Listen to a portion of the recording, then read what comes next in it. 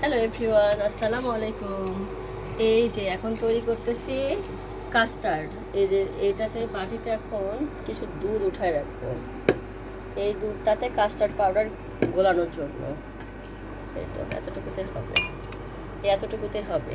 আর এটা জাল হতে থাক, অনেকক্ষণ থেকে জাল দিচ্ছি। দুধের কালার কেমন হচ্ছে দেখেন, লাল কালার চলে আসছে।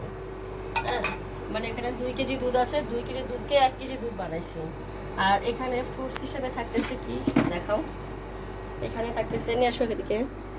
এখানে থাকতেছে অ্যাপেল, আঙ্গুর, তারপরে হলো এটা হলো নাশপাতি, কলা, খেজুর, আর এটা হলো স্ট্রবেরি। স্ট্রবেরি কম দিয়েছি কারণ স্ট্রবেরিটা একটু টক টক দেখলাম, অনেকটাই টক।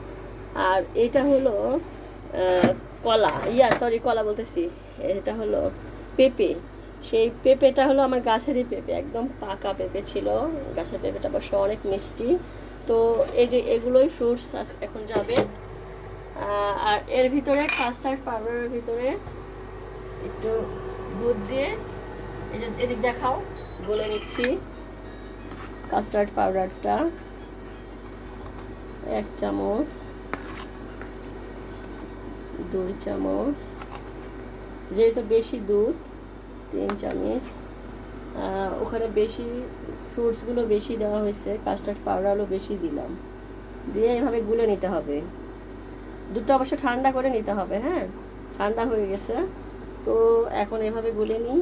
তারপরে ওই দুধের ভিতরে এখন চিনি দিয়ে দিই। অনেকক্ষণ থেকে জাল হচ্ছে। চিনি কতটুকু আন্দাজ মতো, রোজা আছি তো, রোজা থেকে তো চিনি বোঝা যাবে না, আন্দাজ মতন ঢেলে দেই। তারপরে পিচিদের দিয়ে হয়ে যাবে অবশ্য। অনেকই দেওয়া হয়ে গেছে। আল্লাহ, পুরো অর্ধেকের বেশি দেওয়া হয়েছে, ফাঁকা হয়ে গেছে। দেখো কোটোটা একদম ফাঁকা হয়ে গেছে। তো এখন ওটাকে করতে হবে, নাড়াচাড়া দিতে হবে।